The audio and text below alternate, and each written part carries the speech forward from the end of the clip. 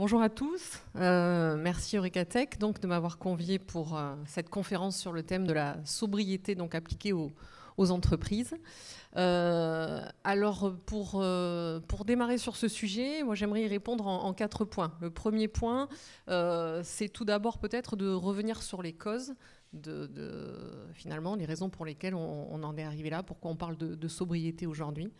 Donc nous rappeler que c'est notre modèle économique dominant, capitaliste aujourd'hui qui nous a mis dans cette situation-là. Donc ça c'est le premier point que je souhaiterais aborder, rappeler du moins. Deuxième point, montrer en quoi la sobriété est une solution et ce qu'on entend par sobriété. Le troisième point, c'est comment finalement on arrive à intégrer cette notion de sobriété à plus grande échelle. Et dans un quatrième temps, comment finalement les entreprises, elles s'engagent dans cette thématique qu'est la sobriété. Donc quelle forme d'engagement cela peut prendre au niveau des entreprises. Donc dans un premier temps, pour rappeler un petit peu finalement revenir sur notre modèle économique capitaliste en tant qu'économiste, je prends cette casquette-là. Nous vous rappeler que finalement, alors au-delà du modèle capitaliste productiviste dans lequel on est, et qui explique les raisons de la situation, de cette crise climatique, sociétale et environnementale. C'est l'économie elle-même. C'est une discipline, il ne faut pas oublier que c'est une discipline qui n'est pas neutre, qui est influencée aussi par un courant de pensée et qui finalement contribue et sert un système relativement productiviste. Donc pour rappeler brièvement, finalement, les hypothèses de base sur lesquelles repose l'économie, c'est de considérer, peut-être de confondre d'ailleurs nos envies et nos besoins, et de considérer que nos besoins sont illimités et que nous les satisfaisons finalement grâce à la consommation. Et il nous faut donc produire toujours plus pour satisfaire des besoins qui nous sont soi-disant illimités. Donc produire plus, vous savez ce que c'est effectivement la croissance, donc c'est cette notion de PIB. Tout ça basé sur des énergies fossiles et une grande corrélation évidemment, une corrélation en tout cas entre la croissance et l'utilisation de nos énergies fossiles. Donc produire toujours plus, on est dans un indicateur qui est le PIB, avec les limites que vous connaissez. Et dans ce modèle-là, ce qu'il faut bien retenir, c'est que finalement, on a très peu de contraintes. Peu importe ce que l'on produit, du moment que l'on produit, peu importe comment on produit finalement, en extrayant de la nature ce dont on a besoin, en polluant. C'est donc un modèle économique qui est ou une économie qui est dégénérative et qui est extractrice, qui abîme notre planète et qui met en danger effectivement l'espèce humaine. Donc je rappelle que effectivement en géologie on nous parle d'anthropocène, c'est la première fois de l'histoire que l'homme est effectivement à l'origine d'une modification profonde de son environnement. Et encore une fois, effectivement, c'est notre modèle économique productiviste qui est à l'origine effectivement de ce phénomène. Donc pour le deuxième point, maintenant, effectivement, vous dire que la sobriété peut être une solution, finalement une alternative pertinente, évidemment, par rapport aux limites que rencontre notre modèle de société. Maintenant, qu'est-ce qu'on entend par la notion de sobriété ? Je me réfère entre autres d'ailleurs sur les travaux de l'ADEME là-dessus, c'est qu'il n'y a pas de définition précise, il n'y a pas de consensus sur cette notion de sobriété. À l'origine, on retrouve ça dans les racines de la sobriété, effectivement, on va les retrouver dans la philosophie, on va les retrouver également dans la religion avec le terme de modération, de frugalité. Et c'est surtout revenu, j'allais dire, à l'honneur au XXe siècle, justement, avec les limites de notre modèle de consommation et notre hyperconsommation et de notre mode de vie, globalement. Après, la sobriété, et dans la sobriété, vous allez pouvoir trouver finalement diverses choses, comme limiter l'impact carbone, diminuer sa consommation, limiter le gaspillage, diminuer la production. Vous allez donc entendre parler de décroissance, de croissance verte. Donc il y a toutes ces terminologies-là que l'on peut rencontrer autour de cette notion de sobriété. Donc je ne dis pas forcément de précision, mais il y a quand même, je finirai là-dessus, un consensus quand même sur ce qu'on entend par cette notion de sobriété. En tout cas, dans la pratique, ce que l'on retrouve autour de la sobriété, d'un point de vue institutionnel, c'est ce qu'on appelle la croissance verte. Donc pour ceux qui ne savent pas peut-être ce qu'est la croissance verte, rappelez ce qu'on entend par croissance verte. Donc on est toujours dans une dynamique finalement de croissance, donc avec cet indicateur que nous avons qui est le PIB, avec en utilisation en parallèle de l'énergie renouvelable. Dans cette croissance verte, on verra aussi évidemment que ça présente des limites. Elle peut s'appuyer, cette croissance verte, sur des notions comme l'économie circulaire ou l'économie de la fonctionnalité. L'économie circulaire aussi, pour faire un petit rappel en tant que prof d'éco, c'est nous, notre modèle traditionnel, notre modèle dominant, c'est un modèle linéaire. Donc on fabrique, on produit, on utilise, on jette. Et dans l'économie circulaire, l'idée, évidemment, c'est que ça suive un circuit. Donc, on fabrique, on réutilise, finalement, ce qu'on a fabriqué. L'idée de suivre la même dynamique que vous allez trouver, finalement, dans la nature. Donc, l'idée, c'est évidemment, dans l'idéal, en tout cas, ne pas gaspiller et réfléchir en amont à tout ce que vous allez mettre dans votre processus de production, de façon à ce qu'il n'y ait pas de gaspillage. Donc, économie circulaire, il n'y a a priori pas de déchets effectivement dans la nature, puisqu'on s'inspire aussi de la nature. Il n'y a pas de chômage, d'ailleurs, je vais un petit peu plus loin sur ce concept-là. Et donc, dans la croissance verte, vous allez aussi retrouver ce qu'on appelle l'économie de la fonctionnalité. Ce sont des éléments sur lesquels se base aussi cette croissance verte. L'économie de la fonctionnalité, l'économie de l'usage, l'idée qu'il y a derrière, c'est que pour le présenter, c'est que le propriétaire finalement le fabricant du bien reste propriétaire de son bien. Donc effectivement, on parle du principe de la location. Et l'idée, c'est que finalement, c'est pas l'idée, mais c'est que quand le fabricant reste propriétaire de son bien, il a tout intérêt à ce qu'il vive et qu'il soit durable le plus longtemps possible.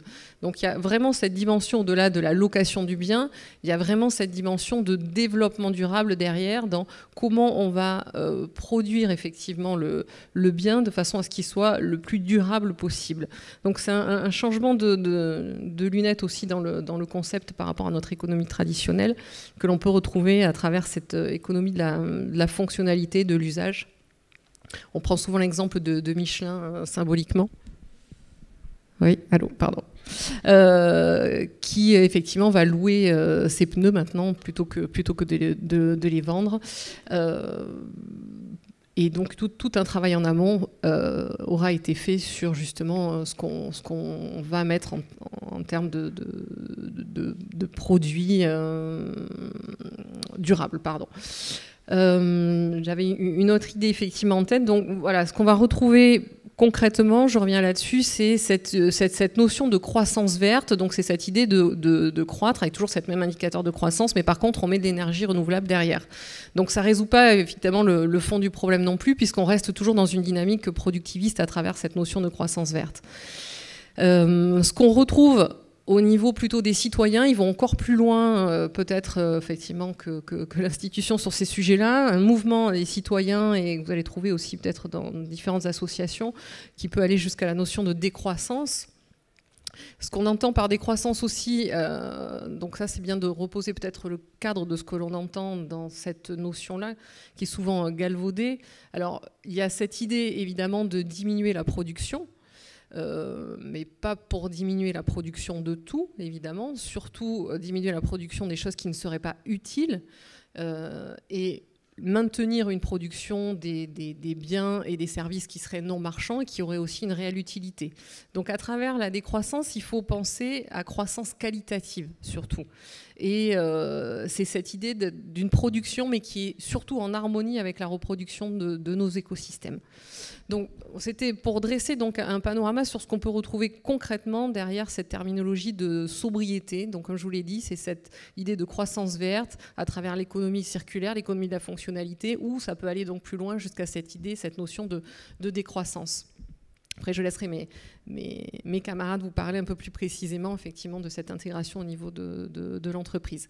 Mais s'il y a un consensus qui peut être fait aujourd'hui autour de cette notion de sobriété, c'est qu'on considère la sobriété comme la modération au niveau de la production et de la consommation en matière de ressources énergétiques et matérielles. Donc c'est vraiment cette modération, je répète, sur la production et la consommation en termes de ressources énergétiques et matérielles. Après, ce qui va être différent, ça va être vraiment l'échelle et le degré d'implication qu'il va y avoir finalement des différents acteurs derrière cette terminologie-là. Donc mon troisième point, je vais me dépêcher peut-être pour le timing, je n'ai pas trop regardé. Troisième point sera plus rapide pour la suite, c'est comment on arrive à mettre ça en place à grande échelle, cette notion de sobriété, avant d'arriver effectivement aux entreprises, aux entrepreneurs. Tout le monde a son rôle à jouer dans cette sobriété. Donc les entreprises bien sûr, mais les citoyens également, les médias, les économistes et l'État évidemment, le gouvernement en grande partie. Donc les entreprises, je vais y revenir après, évidemment, c'est un levier extraordinaire de transformation de la société, mais toute seule, ça risque effectivement d'être compliqué et l'État doit, et vous et nous, accompagner sur ces éléments de sobriété, avec notamment la mise en place de nouveaux indicateurs de richesse, que là, nous avons un seul indicateur avec les limites que nous connaissons du PIB, des indicateurs qualitatifs. Donc il y a tout un travail aussi de l'INSEE, ça c'est plutôt des bonnes nouvelles que j'ai reçues aux Journées de l'économie cette année. Il y avait quand même tout un travail de l'INSEE sur des nouveaux indicateurs en termes de qualité, donc bon, qualité de l'air, qualité de l'eau, mais au-delà de ça, qualité en termes de bien-être aussi de l'individu. Donc il y a tout un travail. Un indicateur unique n'est évidemment pas suffisant, et puis on connaît, comme je vous l'ai dit, les biais qu'il pouvait avoir. Et puis c'est aujourd'hui que référence à de la richesse matérielle, alors qu'effectivement, dans la sobriété, on est encore une fois vraiment dans une approche de bien-être d'un point de vue qualitatif.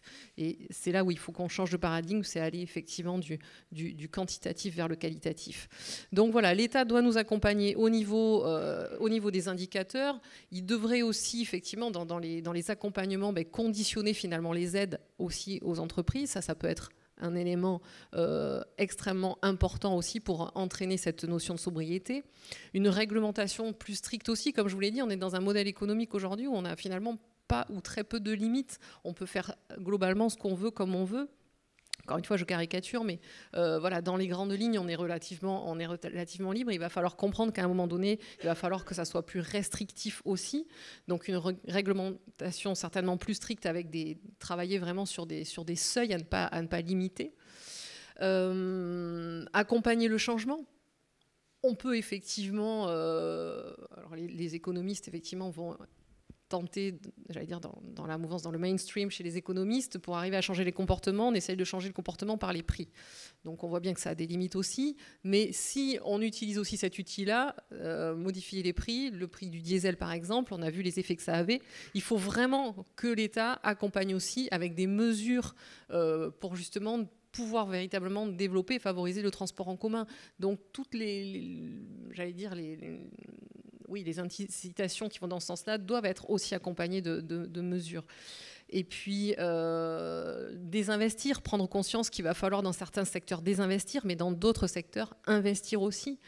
Donc ça, c'est effectivement des choses que l'État peut et devrait mettre en place. Les citoyens, je vous l'ai dit, mais ça, je ne vous apprendrai rien non plus, ont un rôle à jouer évidemment dans cette sobriété à grande échelle, dans nos modes de vie, dans notre façon de consommer, dans notre alimentation, dans nos moyens de transport, dans l'énergie qu'on va utiliser. Les économistes aussi, évidemment, ont ce travail à faire. J'y travaille à mon niveau. Les médias, enfin voilà, tous les acteurs ont un rôle à jouer. Et donc, mon quatrième point est pour terminer, les entreprises, donc, sur le terrain, comment concrètement elles peuvent mettre en place et qu'est-ce que l'on peut retrouver en termes de sobriété, en termes d'engagement des entreprises dans la sobriété. Eh bien, ça peut aller des entreprises qui vont s'engager dans la RSE, donc la responsabilité sociétale des entreprises. La France, pour la bonne nouvelle, elle est quand même relativement bien placée au niveau européen en termes d'engagement de RSE et surtout sur le plan environnemental. Donc, on est 3e après la Suède et la Finlande. Vous allez retrouver aussi, ça c'est effectivement plutôt une bonne nouvelle qu'a mis en place le gouvernement, les entreprises à mission, où finalement la finalité de l'entreprise n'est plus le profit, mais c'est une finalité qui est avant tout sociale et environnementale, qui va être mise au service d'un résultat économique. Donc là, c'est pareil, on a vu une augmentation importante des entreprises à mission, là, avec une hausse de 24% pour ce premier trimestre 2021. On peut retrouver à la marge, c'était effectivement les entreprises, les entreprises coopératives, les entreprises de l'ESS. Alors, est-ce qu'on peut parler de sobriété en tant que telle? Alors, peut-être pas sur le plan environnemental, mais en tout cas, dans le sens où les entreprises de l'ESS ne sont pas dans une dynamique de profit. Leur objectif premier, c'est évidemment de rendre service à leurs membres. Et ils sont dans un engagement quand même du qualitatif, en fait. C'est là-dessus peut-être qu'on peut retrouver cette notion de sobriété à travers ce type de structure. Donc voilà, la RSE, les entreprises à mission, les entreprises coopératives, pareil, qui sont de plus en plus nombreuses, une constante évolution. Il y en a 20 000 en France, on est à plus de 170 000 au niveau européen. Elles font relativement bien face en situation de crise, d'ailleurs, je le souligne. Et puis, pour terminer, vous allez retrouver à un degré un peu plus avancé dans la notion de sobriété les entreprises labellisées B Corp. Donc, une labellisation américaine. Je ne sais pas si certains d'entre vous connaissent. Donc, l'idée de ces entreprises labellisées B Corp, c'est d'être de ne pas être la meilleure du monde, mais être la meilleure pour le monde. Ce sont des entreprises qui cherchent vraiment à avoir un impact positif sur leur environnement, ce qu'on appelle les entreprises à impact. Donc vous allez retrouver Patagonia, Nature et Découverte, par exemple, qui sont des entreprises labellisées B Corp. Il y en a 3000 dans le monde, il y en a 150 en France, et effectivement, il y a une volonté, il y a un cahier des charges assez strict pour être labellisé B Corp. Et voilà, de la même façon, il y a une constante évolution sur cette dynamique-là. Donc voilà, j'ai terminé globalement. Je vais laisser la parole à mes camarades. Juste en conclusion, je dirais, si on veut un véritable changement, en tout cas aujourd'hui, d'un point de vue sociétal, je crois qu'il faut effectivement aller relativement loin dans cette notion de sobriété. Il faut changer en profondeur notre modèle de société, comme vous l'aurez compris. Si on reste dans le même objectif, dans la même finalité, qui est de faire du profit, et que ça reste notre finalité première, ça ne va pas évidemment changer profondément notre modèle de société. Donc il faut avant tout qu'on pense à une finalité, évidemment, et à remettre du sens dans tout ça, qu'on raisonne en termes de qualité, en termes de bien-être. Bien sûr que ça peut passer par des étapes, que ça va être difficile de changer du jour au lendemain complètement les mentalités. Et en tout cas, souligner que les entreprises n'y arriveront pas seules, qu'elles sont un levier extraordinaire, évidemment, pour le changement et transformation de la société, de par leur capacité à innover, de par leur rôle stratégique dans l'entreprise, de par leur lien avec tout un tas d'acteurs économiques. Elles sont fondamentales, mais seules, elles n'y arriveront pas. Voilà, merci. Peut-être pour conclure quand même une citation de Pierre Rabhi, ça me semble être adéquate. Donc, je le cite, « Bien au-delà des plaisirs superficiels toujours inassouvis, la sobriété permet de retrouver la vibration de l'enchantement, le sentiment de ces êtres premiers pour qui la création, les créateurs et la terre étaient avant tout sacrés. » Merci.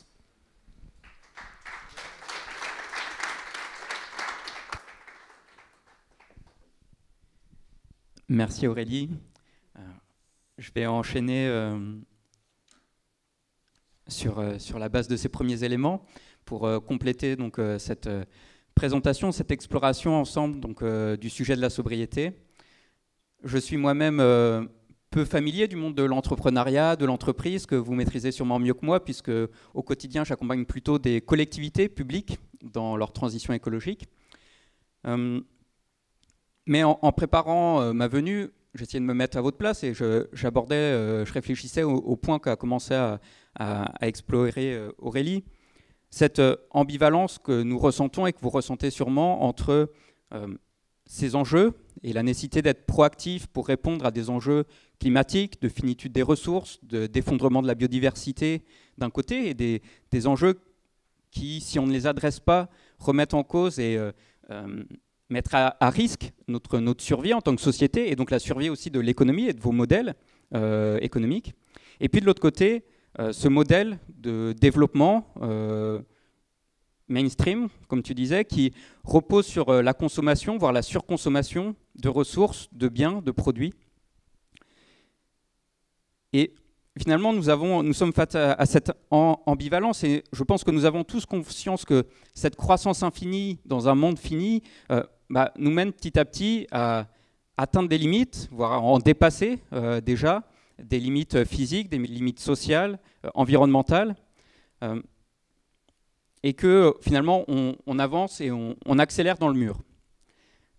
Aujourd'hui, par contre, il est difficile de remettre en cause ce mode de développement, puisque la seule alternative qu'on entend dans les médias classiques aujourd'hui, ça serait la décroissance, et on oppose et on fait peur avec ce terme qui évidemment, oui, fait peur, avec synonyme dans l'inconscient de retour en arrière, de peur, de contrainte. Et donc, ce n'est pas un terme que je souhaiterais utiliser davantage aujourd'hui, un mot valise qu'il faudrait peut-être définir un peu plus, mais comme celui de croissance, qu'il faudrait peut-être définir également. Mais pour aujourd'hui, parler d'un réel levier, celui de la sobriété, faire un pas de côté.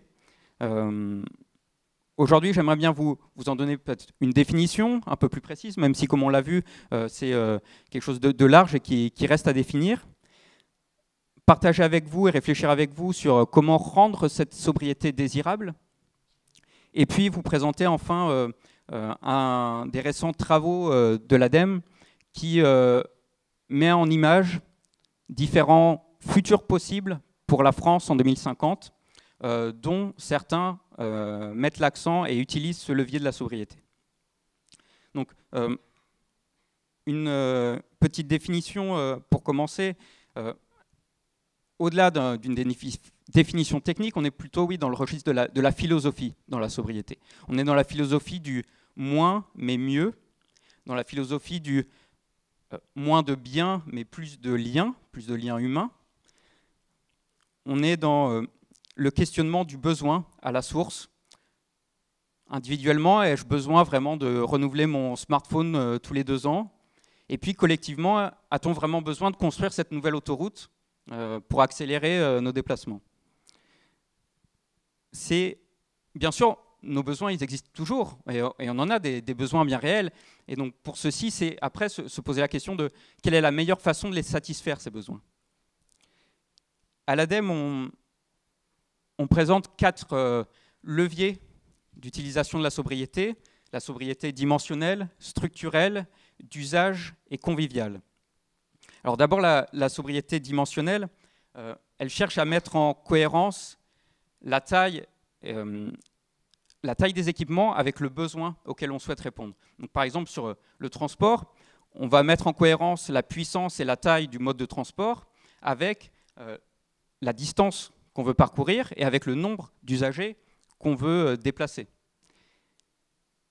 Deuxièmement, la sobriété structurelle. On cherche ici à optimiser l'organisation d'un territoire ou l'organisation d'un lieu pour rationaliser la consommation d'espace, pour rationaliser la consommation de ressources.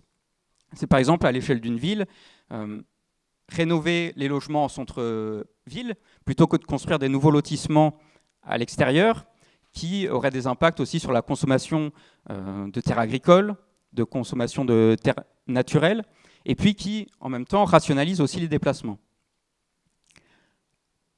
On a ensuite la sobriété d'usage. Là, on cherche à avoir la juste utilisation des équipements qui existent déjà.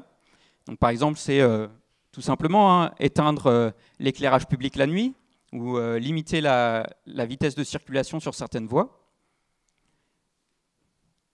Et enfin, la sobriété conviviale qui cherche, elle, à mutualiser l'utilisation des équipements et leur usage avec des exemples bien connus, le coworking ou le covoiturage. Donc vous voyez quelques exemples qui montrent que la sobriété, ce n'est pas forcément un retour à la bougie, c'est faire différemment, questionner nos besoins et y répondre différemment. C'est faire preuve finalement de bon sens, gérer les ressources à nos dispositions avec bon sens, en mettant de côté et en évitant tout superflu. Cette notion de superflu et de besoin, il faut quand même avoir un peu de vigilance quand on l'aborde, puisque c'est une notion subjective et peut-être que le besoin d'un individu, d'une génération, d'un groupe va être différent d'un autre, et ce qui sera perçu comme une privation pour certains va aller de soi pour un autre groupe. Donc on ne peut pas envisager et réfléchir sur la sobriété sans réfléchir aussi sur les inégalités. Et c'est vrai qu'aujourd'hui, notre société, elle s'accommode des inégalités d'accès aux biens, aux services. Mais pour aller vers un monde, une société plus sobre, il faudra aussi aller vers une société plus équitable, puisque toute une partie de la population, la plus modeste, ne peut pas, elle, réduire sa consommation sous un certain seuil. Ici, il est intéressant de reprendre l'image d'une économiste, Kate Raworth, anglaise, qui introduit l'image d'un donut, une métaphore un peu très américaine, mais donc imaginez un donut avec, qui représenterait, dont les limites extérieures représenteraient le plafond, les limites à ne pas dépasser, les limites physiques, biologiques, à ne pas dépasser pour que notre société soit viable. Donc la société doit se développer, s'épanouir en dessous ce contour extérieur. Mais elle ne doit pas non plus descendre en dessous des limites inférieures qui représentent les seuils qui, si on va en dessous, remettent en cause les besoins humains premiers qu'il faut et qui doivent être respectés pour chacun d'entre nous. Et donc on a cette zone, ce donut, qui laisse une place à l'épanouissement, à la recherche d'un équilibre entre ces deux frontières, et qui peut être aussi un champ de développement d'un avenir, d'un imaginaire qui soit désirable, qui reste à construire ensemble.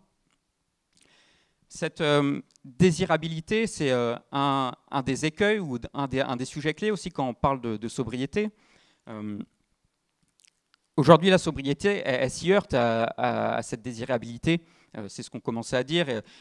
La décroissance, voilà, c'est un modèle, c'est des réflexions qui font peur, alors que je pense que vous partagerez avec moi le fait qu'il serait possible d'envisager un avenir souhaitable, qui soit plus qualitatif, qui mette en avant les liens humains, qui accorde plus de temps au faire ensemble, et qui, par cette sobriété, par cette modération, fasse que notre environnement, nos écosystèmes soient en bonne santé, soient résilients, et donc nous fournissent aussi tous les co-bénéfices qu'ils nous apportent aujourd'hui et que nous menaçons aujourd'hui.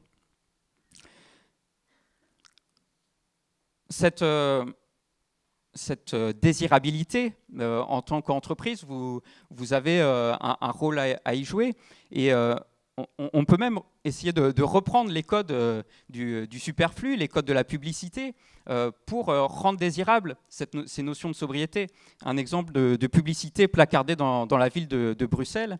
On peut reprendre ces codes, on peut faire de l'innovation, on peut créer des business models qui soient désirables et qui aient pour fondement philosophique cette sobriété. Je peux préciser, l'ADEME réalise souvent des baromètres, questionne la population. Dans un dernier baromètre du printemps dernier, 93% des personnes interrogées pensaient qu'il fallait revoir tout ou partie de notre modèle économique. 52% allaient même jusqu'à dire qu'il fallait le remettre en cause complètement et en finir avec le mythe de la croissance infinie. 88% des Français pensaient que les publicités les incitaient à consommer toujours davantage et trop. Et puis 77% d'entre eux pensaient que par contre la publicité, oui, pouvait être un vecteur de changement de comportement qui pouvait les accompagner. Comme je vous le disais, je voulais conclure en vous disant quelques mots de Transition 2050, un nouveau livrable de l'ADEME que vous pourrez retrouver en ligne et qui présente 4 scénarios différents, 4 futurs possibles présentant des choix contrastés de la France en 2050, 4 futurs possibles avec pour objectif premier donc, de montrer que le champ des possibles est encore ouvert, même avec cet objectif commun d'atteindre la neutralité carbone. Ces 4 scénarios atteignent la neutralité carbone, mais par des voies très différentes, en actionnant des leviers qui sont très différents. On a ce scénario 1, génération frugale, qui, par exemple, met vraiment au cœur de sa philosophie la sobriété, la modération. Le scénario 2, coopération territoriale, utilise aussi beaucoup cette notion de sobriété. Le scénario 3, un peu moins, mais tout de même, on est sur le scénario 3, ce qui pourrait se rapprocher de la croissance verte dont parlait Aurélie. Et puis le scénario 4, qui, lui, ne fait pas appel à la sobriété, mais qui, pour atteindre sa neutralité carbone, fait des paris technologiques, d'efficacité et puis de stockage artificiel du carbone. Alors que sur les premiers scénarios, on est sur du stockage naturel dans les forêts, dans les sols. Le scénario 4, pour maintenir les modes de vie que nous avons en ce début de XXIe siècle, fait le pari que nous arriverons à capter et à stocker le carbone dans l'air ou en sortie des industries les plus émettrices pour le stocker sous terre. On est donc dans une logique plus de gestion et de réparation des systèmes écologiques, environnementaux, pour pouvoir compenser en fait les atteintes à l'environnement et aux systèmes sociaux. On est donc sur des scénarios 1 et 2 qui sont fortement demandeurs de forte transformation, mutation sociale, alors que sur les scénarios 3 et 4, on est plus dans un laisser-faire, dans une continuité des modes de vie. Deux enseignements à cette étude. Le premier, c'est que donc il est encore temps de choisir, mais qu'il faut choisir vite. Dans tous les cas, ces 4 scénarios atteignent la neutralité carbone, mais ils nécessitent des choix, des réflexions, des choix collectifs très rapides, à très court terme, pour oser pouvoir atteindre cette neutralité carbone et donc limiter les impacts du changement climatique. Il est encore possible de choisir, mais les choix que nous prendrons dans les prochaines années pourront orienter, voire contraindre l'avenir. Les choix que nous prenons aujourd'hui peuvent nous contraindre à finalement un avenir qui ressemblera plus à un S4 ou plus à un S1. Deuxième enseignement, c'est que ces scénarios, ces futurs, ils reposent en partie sur des paris, soit des paris humains pour le S1, soit des paris technologiques. Le S1 présente en effet le risque, mais qu'on aborde aujourd'hui, d'une difficulté d'acceptation de la transformation de notre mode de vie. Et donc pointe le vrai besoin d'un accompagnement très profond au changement de comportement. Alors que le S4 pose le pari technologique et fait courir le risque que cette technologie ne soit pas si satisfaisante que ça, n'existe pas, ne puisse pas se mettre en œuvre aussi bien qu'on le souhaiterait, qu'on l'imagine aujourd'hui, et entre-temps de nous faire prendre du retard, de continuer finalement en disant vous inquiétez pas, on va pouvoir sauvegarder nos modes de vie, la technologie va nous sauver. Si cette technologie n'arrive pas, on prend du retard et on risque du coup là de subir fortement les impacts.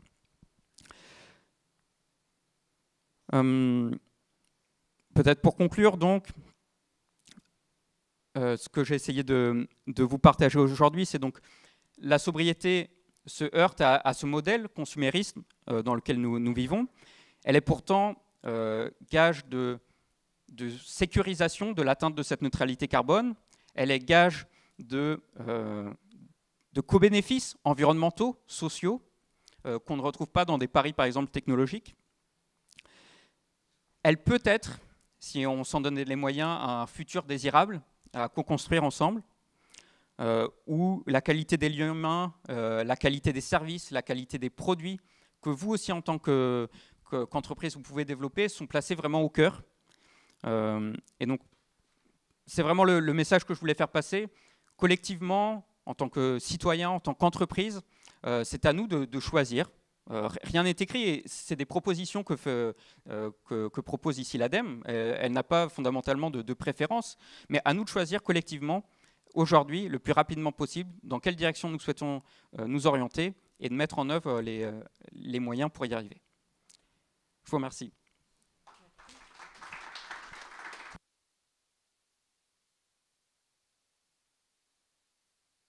Pardon, on est sur un pas de temps à horizon 2050 pour ces scénarios. Tous, oui.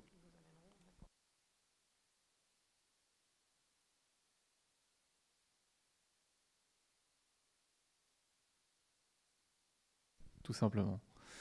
Bonjour. Alors, je suis cas contact de cas contact.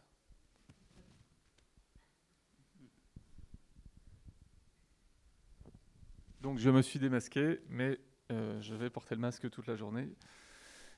Car il se pourrait que je devienne cas contact dans la journée. C'est un texto qui me l'apprendra, donc je vais prendre mes précautions, surtout vis-à-vis de vous. Cela étant dit, donc, je suis ravi de prolonger les échanges. La plante qui est devant moi est programmée pour grandir. Et potentiellement, elle pourrait grandir de manière infinie si les ressources qu'on lui propose étaient infinies à ses pieds. Et si personne n'avait besoin de ces ressources autour d'elle. Pour autant, cette plante ne va pas grandir de manière infinie. Elle va prospérer et vivre sa vie, mais dans un cadre qui est contraint. En Californie, au large de Los Angeles, il y a un chapelet d'îles, les îles de Californie, sur lesquelles vivent un animal qu'on appelle le renard de Californie. Alors déjà, un renard, je sais pas, moi je trouve ça beau, c'est joli, un renard. Mais alors eux, ils sont trop mignons parce qu'ils sont tout petits. On les appelle des renards nains de Californie. Ils ont failli disparaître il y a une quinzaine d'années. Et puis en fait, c'était l'une des plus belles réussites d'espèces menacées de disparition qu'on a réussi à rebooster et qui a quitté ce qu'on appelle la liste rouge de l'UICN des espèces en danger. Mais c'est pas ça dont je veux vous parler, c'est qu'il est nain. Pourquoi il est nain? Parce qu'en fait, comme il est en milieu insulaire, il a un terrain de jeu limité. Par conséquent, dans son évolution, au sens darwinien du terme, dans son évolution en longue période, c'est un être vivant qui a dû faire avec des moyens limités. Ça ne l'empêche pas de vivre et de survivre désormais. Il y avait jusqu'à 70-50 renards de Californie, maintenant il y en a 7000. Donc ça a vraiment bien fonctionné, ce programme de réintroduction. Pourquoi je vous dis ça? Je vous dis ça parce que ce renard et cette plante sont des êtres vivants comme nous, qui vivent leur vie comme nous, qui a priori, je ne sais pas si on peut projeter ça sur eux, c'est un peu anthropocentré, mais ne sont pas malheureux, en tout cas, ils n'ont pas l'air. Et pourtant, ils font avec ce qu'il y a.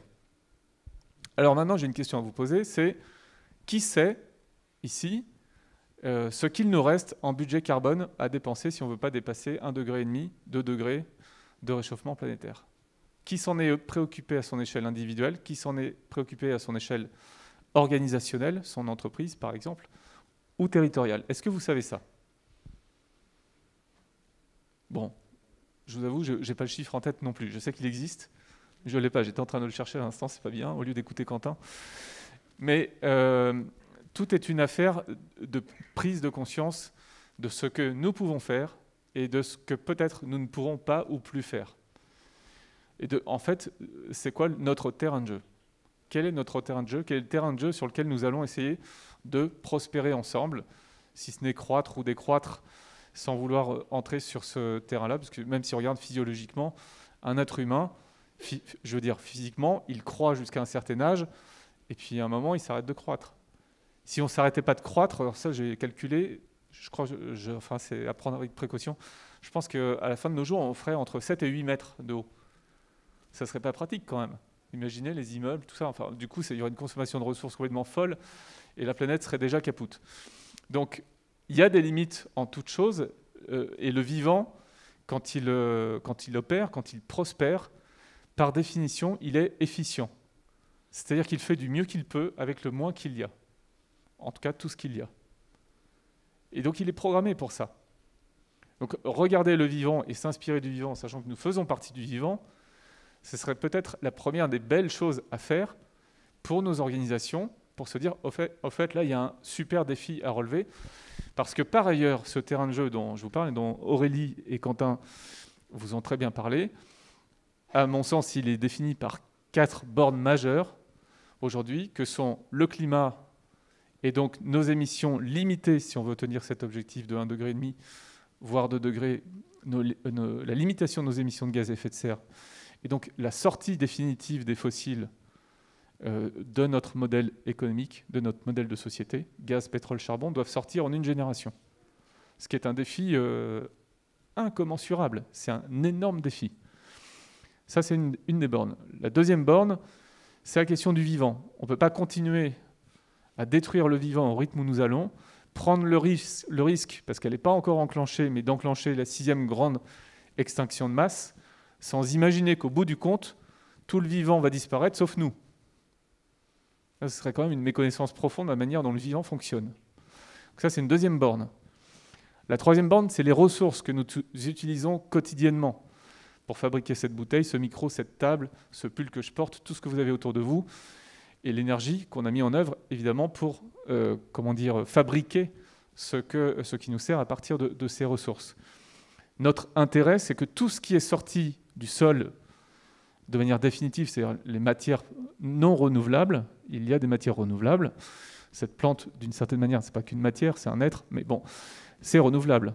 Voilà, ça peut pousser et pousser de nouveau. Donc, dans une certaine mesure, là, on a une source vivante que l'on peut utiliser à bon escient, disons. Ça, c'est possible.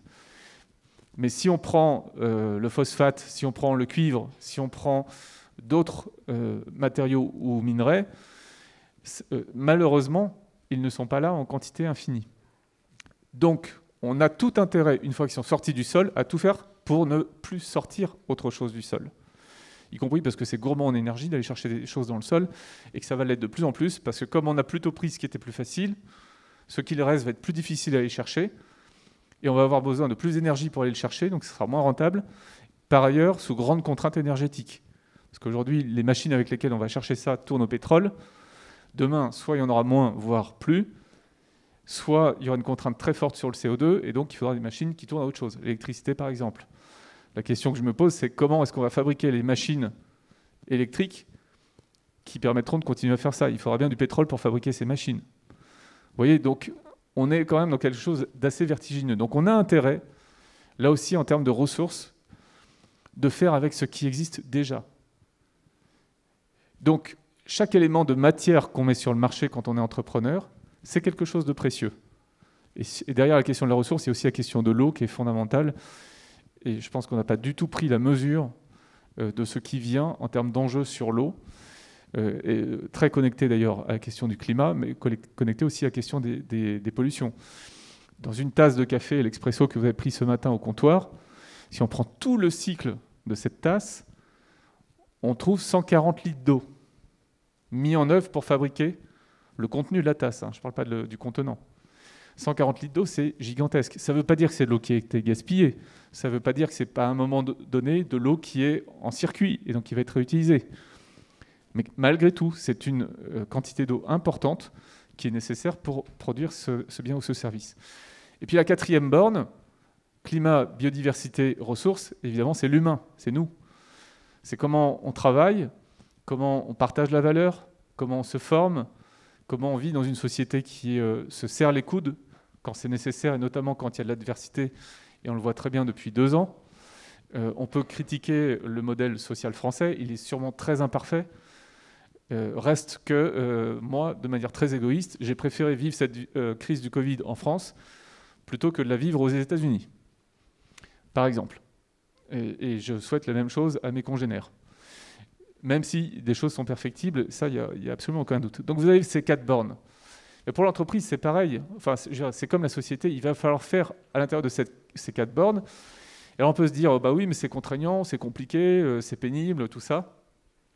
C'est aussi source de créativité, potentiellement. D'abord parce que, comme je le disais, de toute façon, le vivant, lui, il a su faire avec ça. Donc peut-être qu'en observant la manière dont fonctionne le vivant, on peut aussi réfléchir à d'autres façons de faire. Les matériaux biosourcés, par exemple, pour la construction, pour l'immobilier, un travail plus approfondi sur le textile. La marque Veja, par exemple, que certains d'entre vous connaissent certainement, certains d'entre vous, Veja a fait son bilan carbone, a constaté qu'il y avait un petit sujet, et à partir de là, a observé que l'un des enjeux, c'était le cuir. Parce que est attaché à la production du cuir un volume d'émissions de gaz à effet de serre important, notamment lié à l'élevage.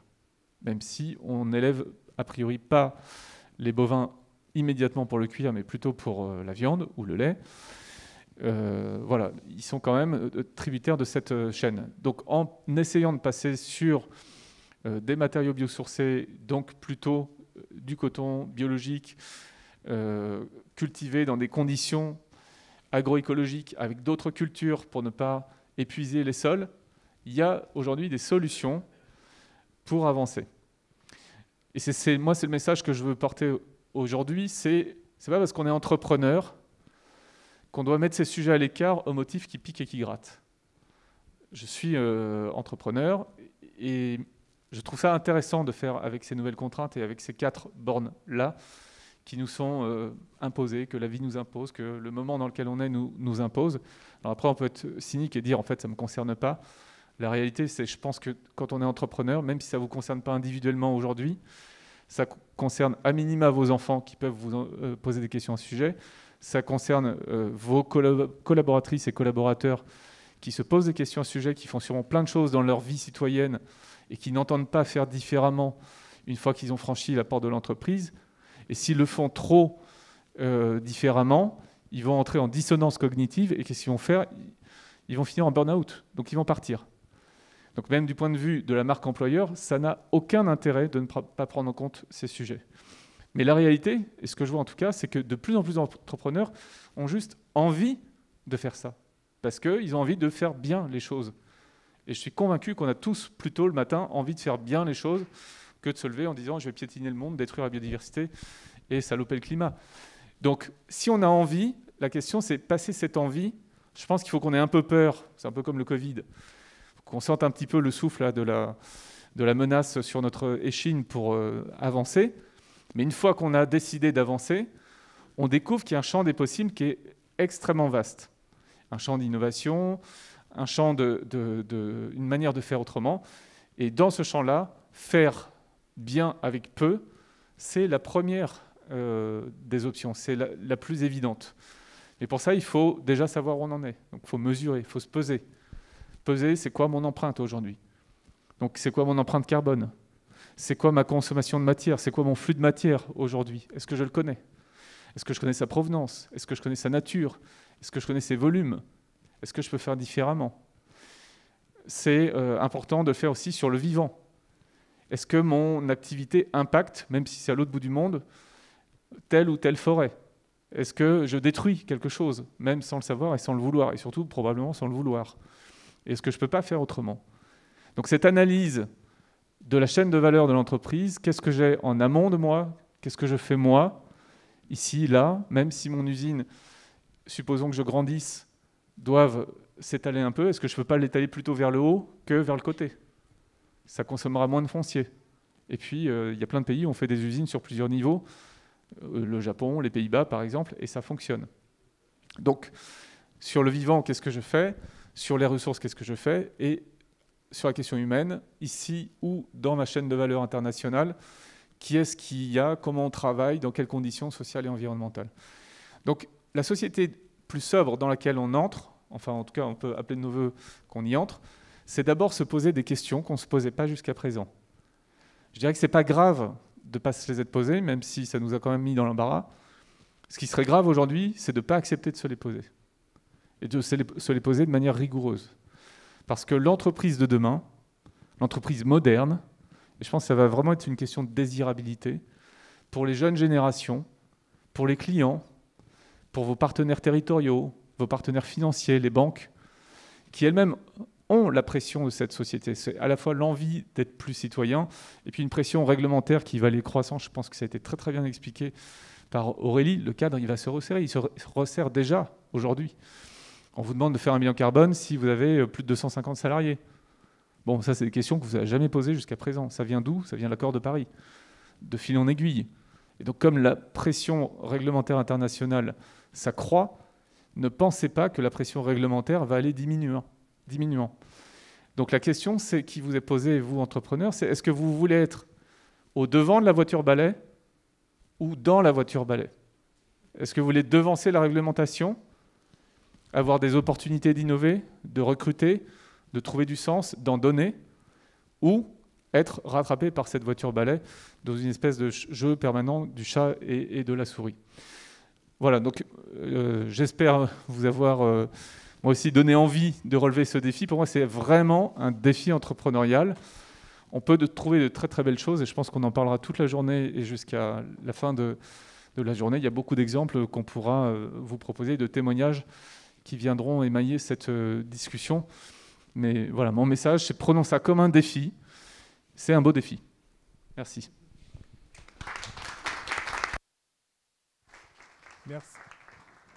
Merci Walter, merci Quentin et Aurélie. On a un peu de temps là pour quelques questions-réponses. Voilà, n'hésitez pas. Si vous avez des questions à poser à nos 3 conférenciers, ou même si les conférenciers entre eux veulent aussi rebondir ou interagir sur leurs propos, il ne faut pas qu'ils hésitent. Est-ce qu'il y a des questions? On dit que c'est toujours la première qui est la plus difficile. Alors peut-être, moi j'ai une question. Est-ce que vous pensez, je prends une casquette du coup Technopole ou accompagnement des jeunes entrepreneurs. Alors jeunes entrepreneurs dans le sens, je crée une entreprise, ça peut être un étudiant, mais aussi un salarié en reconversion. Hein.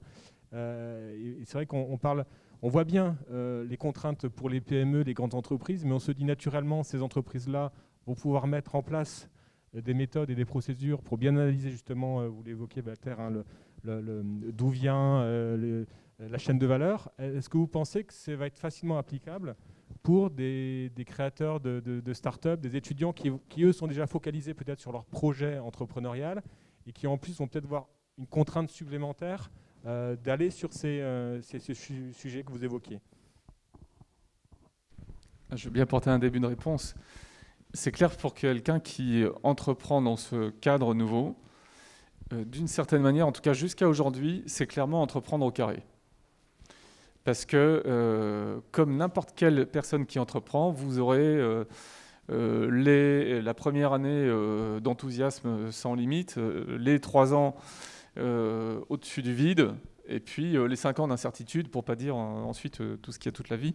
Bon, après, il y a plein de joies et de peines, heureusement. Enfin, il y a surtout des joies, maintenant il y a quand même des peines aussi. Bon, en tout cas, vous aurez tout ça. Mais vous aurez tout ça en plus d'un terrain de jeu que vous aurez décidé, il faut quand même être un peu maso, de restreindre par rapport à d'autres. Donc ça, c'était la situation jusqu'à, en gros, aujourd'hui, 2018, 2020, le Covid. Il se trouve, malgré tout, que la société a avancé et que pour moi, cette mutation, c'est même avant tout une mutation culturelle. Et dans ce dont on parle, la sobriété, ici, je pense qu'on parle d'abord d'une affaire culturelle. J'ai coécrit avec Cyril Dion un film qui s'appelle Animal, qui est sorti récemment. Cyril Dion parle beaucoup de récits, de changer les récits, et je suis totalement d'accord avec ça. C'est même dans les entreprises, surtout dans les entreprises, c'est quoi le récit de la modernité entrepreneuriale? Et je pense que ces jeunes générations donc, qui débarquent avec sous le bras plein de projets d'éco-conception, d'économie circulaire, de réemploi, tout ça, finalement, ils sont un peu à l'image de ce qu'on a appelé les digital natives, ceux qui sont nés avec le numérique, pour qui, en fait, il n'y avait aucune raison de penser autrement. Enfin, de toute façon, ils ne pensaient même pas penser autrement, puisque c'était leur monde, c'est leur monde, le numérique. Et ces gens-là sont venus avec des entreprises très jeunes à l'époque, dont certaines sont devenues d'affreux GAFAM, sont venus télescoper ce qui était à l'époque le vieux monde. Et ils l'ont déstabilisé profondément. Et ce monde a dû muter, s'acculturer, faire sa transition numérique, qui est un truc sans fin. Même aujourd'hui, ça n'est pas terminé. Eh bien, je suis convaincu que ces jeunes générations, ces jeunes entrepreneurs, qui sont parfois plus âgés, jeunes d'esprit en tout cas, ont compris qu'ils sont en train de jouer avec les codes qui seront le mainstream de demain. Il n'y a aucun doute là-dessus. Le sens de l'histoire, j'aurais pu, franchement, jusqu'au Covid, dire, bon, on ne sait pas trop quel chemin on prendra. Désormais, j'en suis absolument convaincu. L'entreprise de demain saura jouer avec ces codes. Ce sont les nouveaux codes. Et donc, les entrepreneurs qui savent jouer avec ces codes feront partie de ce monde de demain. Mais ces jeunes-là, ils arrivent avec leur candeur, avec leur connaissance des sujets, avec leur envie. Et donc, forcément, il va y avoir de grands talents. Le problème, comme ils entreprennent encore un peu au carré, c'est que comme n'importe quel entrepreneur, ils ont besoin de l'aide, finalement, de la société, de leurs aînés, de l'État, des technopoles, etc., pour pouvoir les hisser à un niveau qui soit praticable. Et ce que peuvent voir, un peu comme dans la transition numérique, les entreprises plus classiques, les organisations classiques, c'est qu'elles ont aussi besoin de ce vent nouveau, de ce souffle d'air frais, pour inspirer leurs équipes, pour trouver de nouvelles voies, pour ouvrir un peu les chakras, pour les aider en fait, parce qu'on n'a pas les codes, ou potentiellement on ne les a pas. Et je ne sais pas où est le plus grand défi. Est-ce que le plus grand défi, c'est de faire émerger une boîte, sachant que c'est de l'entreprendre au carré, c'est compliqué, ou est-ce que c'est de faire pivoter un paquebot? Parce qu'il y a aussi énormément d'inertie dans une organisation. Il y a beaucoup de peur du changement, même si on est capable de faire des basculements, et on l'a vu encore par exemple avec le télétravail assez rapidement. Enfin, quand on vous dit télétravail, on ne vous dit pas vous allez perdre votre travail, on dit vous allez télétravailler. Là, potentiellement, dans une organisation à qui on explique qu'on va pivoter, il y a des gens qui vont se dire, mon Dieu, où est ma place dans le monde de demain? Et là, vous allez avoir des freins, des peurs, et c'est normal. Donc tout ça, ça se travaille et ça s'accompagne. Et on ne peut pas travailler dans la peur permanente, ça ne peut pas fonctionner. Donc il faut travailler sur l'envie, il y a besoin de former, de ne pas laisser les gens sur le carreau. Voilà. Donc ce sont des nouveaux enjeux. Mais transformation numérique, transformation écologique des entreprises existantes, c'est pour moi le même défi. Et il est aussi, c'est un aussi grand défi que de celui d'entreprendre d'une feuille blanche. Pardon, je voulais juste éventuellement rajouter un petit mot et te poser une question, Walter. Est-ce que, moi, de ce que j'entends, c'est qu'il semblerait que ça soit quand même plus facile, justement, d'initier le changement quand on est un jeune entrepreneur plutôt que quand on est un gros paquebot, comme tu le dis. De ce que je vois et récolte sur le terrain. Justement parce que, déjà, ça leur semble plus évident, parce que ça fait sens et qu'aujourd'hui, les jeunes entrepreneurs sont quand même dans cette... j'allais dire dans cette quête de sens, c'est-à-dire pas entreprendre juste pour faire du profit. Il y a vraiment aussi derrière cette volonté de changer les choses. Donc cette volonté de sens, ça fait partie d'eux, j'allais dire. Donc c'est presque une évidence. Et ça me semble du coup, j'ai l'impression plus facile aussi parce qu'il y a tout à faire finalement qu'un gros paquebot. Je suis d'accord, c'est plus facile de se lancer. Après, pour tout entrepreneur, la question c'est de durer. C'est de se développer, de durer. Et ça, c'est très difficile. Alors, il y a des exemples qui sont des exemples incroyables, comme dans la région Nouvelle-Aquitaine, Back Market, par exemple, qui n'a pas forcément inventé un truc incroyable. L'électronique reconditionnée, c'est en fait, aujourd'hui, c'est presque devenu une évidence. Avoir un smartphone d'occasion, je ne sais pas, le mien il date de 2015, bon voilà, je suis entrepreneur, ça fonctionne très bien. En tout cas, ça me suffit et ça m'évite de perdre du temps à faire des trucs inutiles. Donc je reste concentré sur mes tâches. Ce que je veux dire, c'est que des entreprises comme Back Market, oui, je pense, alors là je te rejoins, sont développées avec une espèce de culot, un naturel, entre guillemets, qui fait qu'ils ne se sont pas posés de questions, ils y sont allés. D'abord, ils n'avaient pas grand-chose à perdre, ils avaient plutôt une bonne idée. Mais leur idée n'était pas encore mainstream. Elle l'est devenue. Et d'ailleurs, la manière dont ils ont imposé cette idée n'est pas du tout, et ça c'est intéressant et c'est questionnant même, n'est pas du tout la question écologique. Pas du tout. La question comment Back Market a réussi à émerger, Back Market, c'était sur la question du prix. Vous avez un appareil reconditionné et garanti. C'est-à-dire... le reconditionné qui pouvait être vu comme une source de soucis, de problèmes, de mauvaises techniques ou d'appareils endommagés, a été compensé par l'instauration d'une garantie. Donc vous l'achetez moins cher et vous avez la garantie que ça va marcher. Bon, là, c'est l'argument qui tue.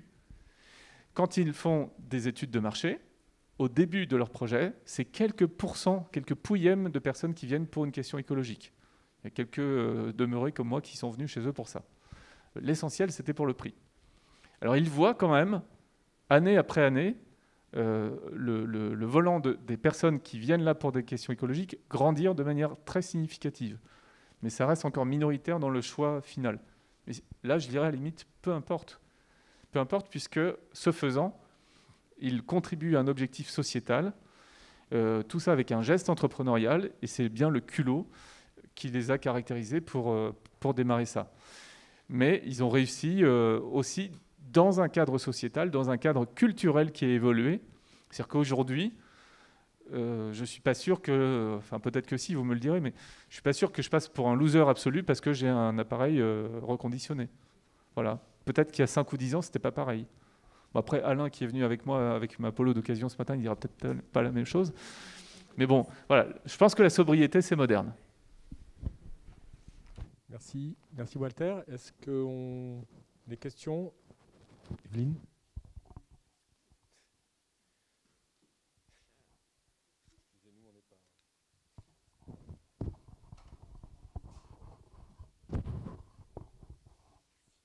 Bonjour. Ouais, c'est bon.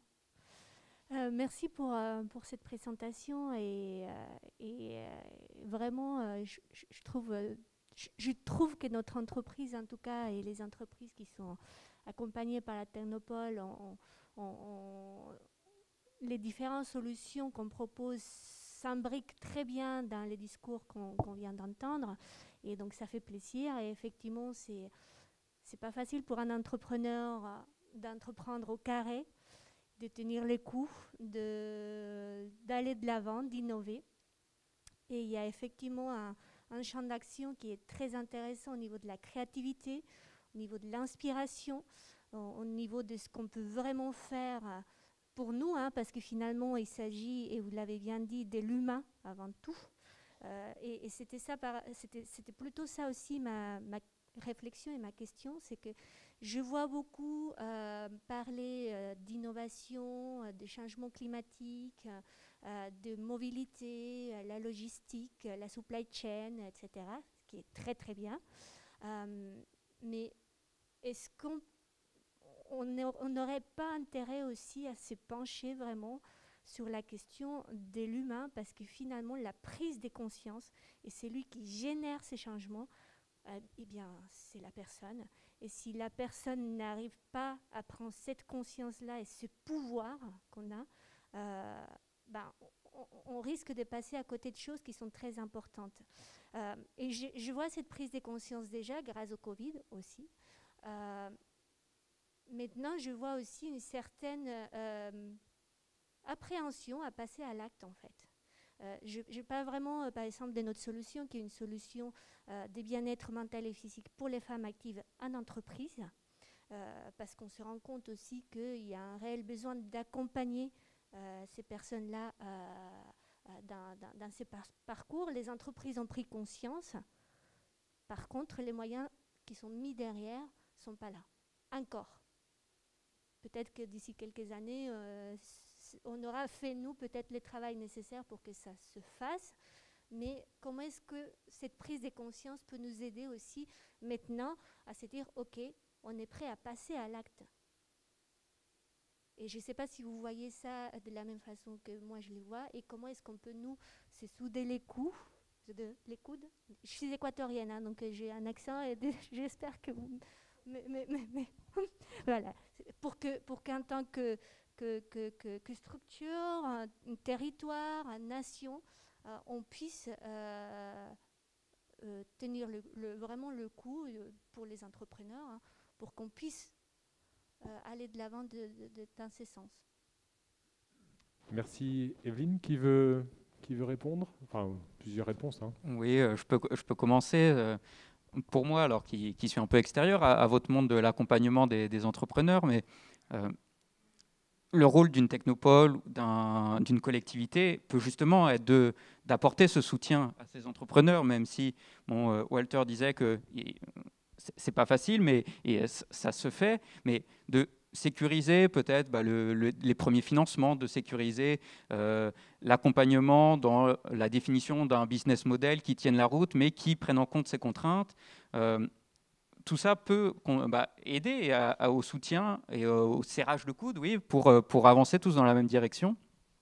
Et puis entre vous aussi, et c'est tout l'intérêt de travailler ensemble sur un même lieu, de faire du coworking, de partager nos compétences, de partager nos idées, nos réflexions, pour que ensemble et en quittant cet esprit peut-être de compétition, alors qui reste toujours pour accéder à des marchés, mais puisque nous visons plus la qualité, plus le lien humain, plus que le profit, eh ben, on va peut-être aussi, entre entreprises, être plus à même de partager des idées, mutualiser peut-être des équipements, mutualiser des ressources pour faciliter l'embarquement collectif.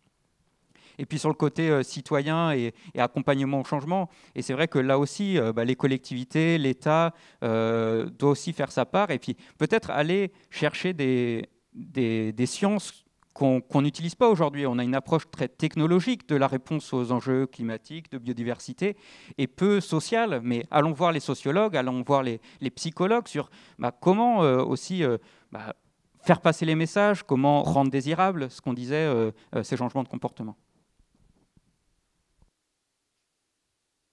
Je veux bien apporter un élément supplémentaire sur cette prise de conscience. Là, je vais prendre ma casquette de prof, mais effectivement, c'est l'éducation avant tout aussi. Et je le vois surtout dans le domaine économique, pour enseigner l'économie. Dans les programmes d'économie, on ne nous parle absolument pas de notion de sobriété ou très peu à la marge sur l'initiative volontaire de l'enseignant. Et donc là, il y a un vrai et gros travail aussi à faire. Et j'ai moi-même dû me mettre à la marge à un moment donné, d'ailleurs, j'allais dire oui, de l'aspect académique pour pouvoir justement transmettre. Donc moi, il y a une vraie volonté de transmettre. Et j'enseigne au post-bac aujourd'hui sur les modèles économiques alternatifs, sur les limites aussi de notre modèle actuel.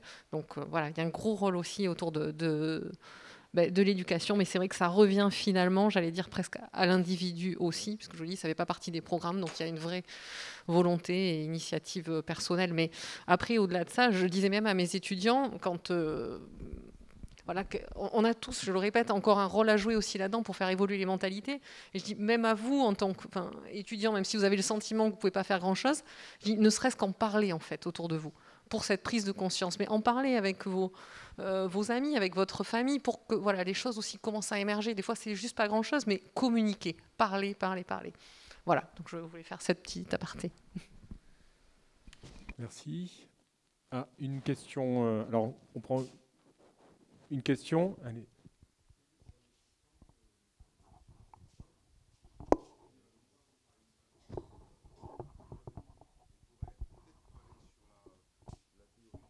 Colibri, hein, j'ai fait ma part. Par exemple, quand on fait l'éducation pour chiens, on a une petite fiche qu'on met sur la cheminée en disant les 10 règles du comportement de la meute famille. Et pour être vraiment très simple, parce que là, je viens de prendre ma deuxième tasse de café et je me suis dit, ouille, je suis à 280 litres déjà. Est-ce que, par exemple, à la sortie de cette, pour être très pragmatique, à la sortie de cette réunion, on ne pourra pas avoir 2 petites fiches sur les 10 règles à appliquer à la maison et les 10 règles à appliquer dans l'entreprise. Mais très simple, je viens de m'apercevoir que plutôt que de faire 50 SMS, je peux peut-être en faire que 10. Enfin, je sais pas, le coût de la lumière, etc. Mais voilà, un truc très pragmatique, parce que déjà, on a la ressource que le dessinateur.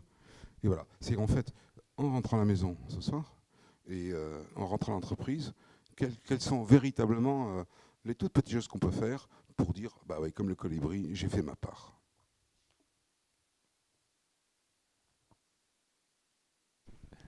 J'ajouterais pour les personnes qui ont une capacité de leadership, c'est le cas des dirigeants, faire un peu plus que sa part.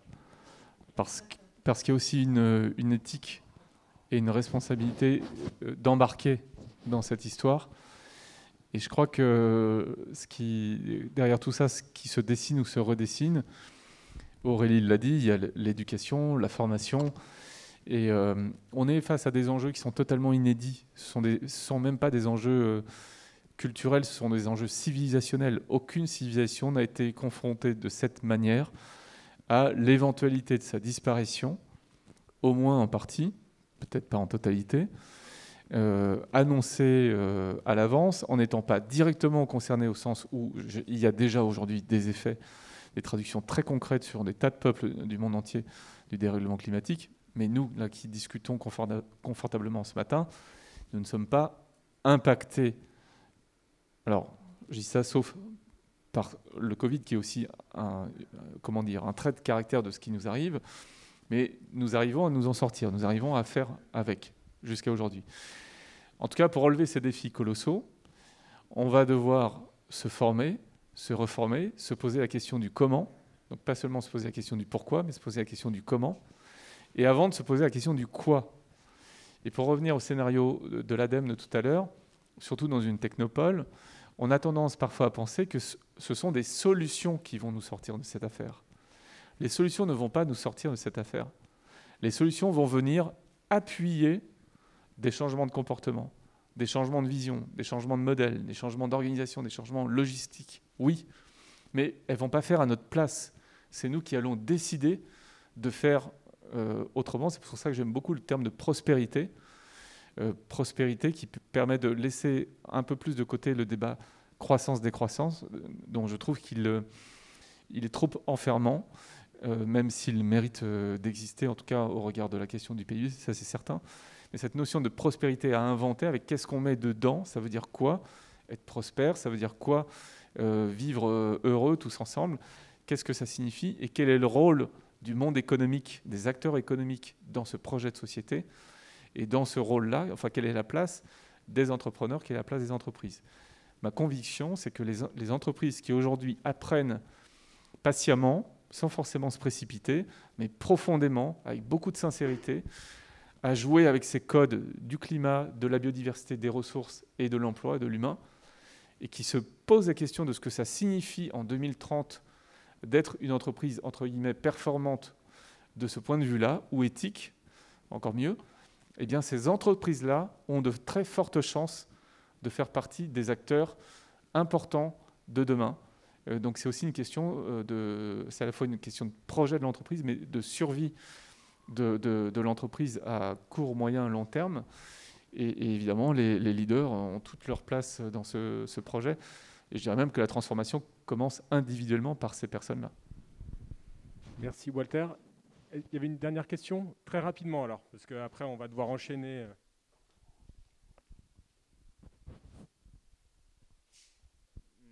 Merci. Donc rapidement donc déjà merci pour les témoignages et les enseignements. Donc ma question elle est simple. Est-ce que vous pouvez nous en dire un petit peu plus sur les indicateurs carbone de tout ce qu'on achète? On est tous des consommateurs, on achète tous des choses soit bio, soit locales, etc. avec des indicateurs plus ou moins fiables.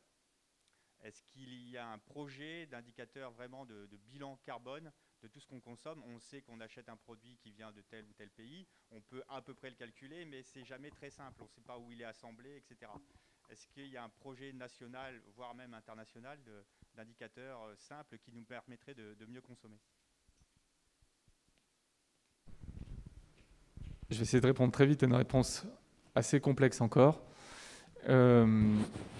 Je pense que dans le monde dans lequel on entre, malheureusement, les indicateurs simples... Alors, il peut y avoir des indicateurs simples, mais on va surtout avoir une petite batterie d'indicateurs. On va avoir besoin de les connecter. Je donne un exemple. Si vous rasez une forêt pour mettre des panneaux solaires, pour produire de l'énergie verte et donc décarboner votre chaîne de valeur, le problème, c'est que vous avez détruit du vivant qui lui-même a une capacité de stockage du CO2, en plus de tous les services que la nature nous rend. Donc, ça, ce n'est pas la bonne manière de faire. Même si, en première approche, on aurait pu se dire c'est une bonne manière de faire. Si vous faites la même chose sur un lac et que vous détruisez la vie du lac parce que vous l'avez recouvert de panneaux solaires, bon, j'ai un petit doute sur la balance. Le problème, c'est qu'à un moment donné, on va comparer des choux et des carottes, donc ça va être complexe. En tout cas, il y a, à l'échelle personnelle, individuelle, un éco-calculateur de l'ADEME, je fais ta promo, qui est super bien fait. Franchement, allez-y. Comment il s'appelle déjà ? Enfin, de toute façon, éco-calculateur ADEME, on y répond en 5 à 10 minutes, les questions sont très simples, il n'y a pas besoin d'avoir fait Polytechnique. Et ça marche. C'est ça, oui. Les indicateurs, ils vont être, mais c'est comme tu le disais, personnels et puis collectif, faire son bilan carbone collectif. Et donc, oui, je vous invite, et puis pour répondre à la question de monsieur avant aussi, l'ADEME peut être aussi un centre de ressources. N'hésitez pas à revenir vers moi, peut-être via le Technopôle. On est là en région, à côté de vous, et on peut aussi vous aider techniquement et financièrement, aider vos entreprises à inventer des nouveaux modèles et à investir pour l'efficacité de vos process, etc. Donc, n'hésitez pas. Et il y a un outil qui s'appelle le bilan carbone, qui est quelque chose de tout à fait normé. Donc, l'éco-calculateur, c'est pour les individus, mais c'est vachement bien parce que ça permet de se situer et de voir où sont les efforts qu'on a à produire. Le bilan carbone, c'est pour les organisations. Ça permet, sur la base d'une approche qui est normée, d'évaluer, entre guillemets, votre poids en carbone en tant qu'organisation. Et vous pouvez le faire à différents niveaux. C'est soit vous dites, je regarde juste mes activités et l'énergie qui est nécessaire pour mener mes activités. Ça s'appelle le scope 1 et 2. Soit vous allez chercher en amont chez vos fournisseurs et en aval chez vos clients pour avoir une vision plus large de votre responsabilité, de votre poids carbone. Ça s'appelle le scope 3. Si on veut être rigoureux, c'est bien de faire un bilan carbone sur un scope 3. Ça permet de voir l'ensemble de ces impacts carbone. Et puis, il y a des outils qui sont en train d'émerger aussi pour la biodiversité. Donc, ce n'est pas forcément les mêmes outils, mais ils ne sont pas si compliqués que ça. Et pour une PME, un bilan carbone, c'est de l'ordre de 5 à 6 000 euros. Et l'ADEME, selon les circonstances, disons, et les budgets disponibles, peut aider à hauteur de 80%. Donc, franchement, être au clair sur son bilan carbone, je pense que c'est un exemple, hein, ce n'est pas le seul. Puis moi, je parle aussi beaucoup de biodiv, mais ça me paraît être un point de départ obligé, parce qu'ensuite, vous allez voir où sont vos impacts carbone, vous avez différentes sources, et vous allez pouvoir commencer à travailler sérieusement. Et c'est vrai pour un individu comme pour une boîte. Merci Walter. Encore merci donc à nos 3 intervenants. Donc je vous propose qu'on en reste là pour ces échanges. N'hésitez pas après, bien sûr, hein, à échanger, discuter toujours tout au long de la matinée.